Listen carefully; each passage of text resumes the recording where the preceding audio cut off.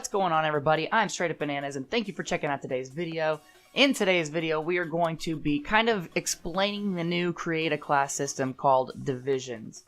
So, Divisions is a radically different, but also very similar create a class system.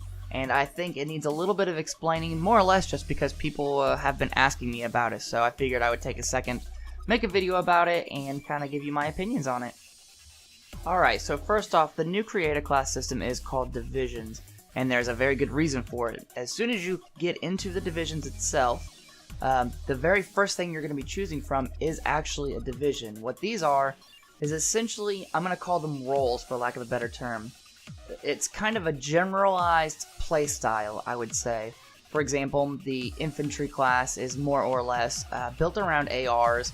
They're airborne for SMGs, armored for LMG, mountain for snipers, and then the expedition is for shotguns. Each one of these individual divisions, for example, we've got infantry here, they each have 4 perks, essentially, that aid your primary weapon. Essentially, infantry again is AR, so you can see it gets a bayonet on the rifle, and then you also get 3 more perks. Perks aren't in this game. They divided it up into 2 categories. This is one of the 2. And with each one of these categories, each one of these divisions, you get 4 different sets of perks.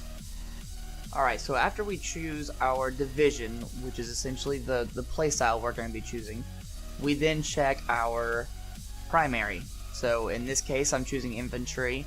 I am going to be choosing an assault rifle because that is the best choice for the infantry. Now you can mix it up if you want.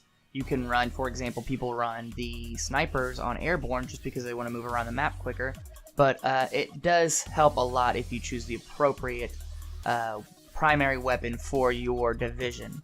So for infantry, I'm going to be choosing an assault rifle, and you can see here that I have the bar chosen. Of course, after you choose your primary, then you're going to go back and choose your attachments for your primary.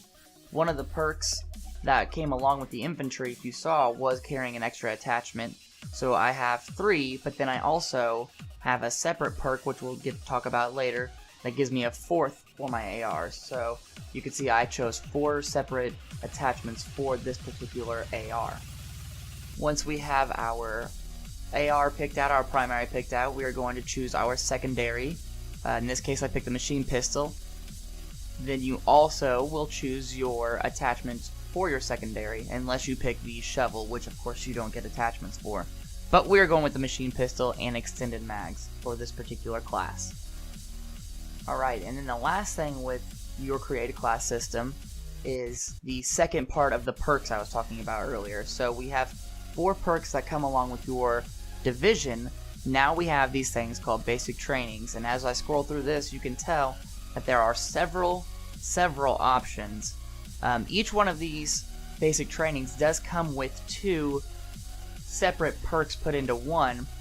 For example, the primed, which I'm using now, uses another attachment, and that goes for any gun, and that also comes with reduced flinch. So you have your perks from your division, and then you have your perks from your basic training. That was the major difference with the new division system.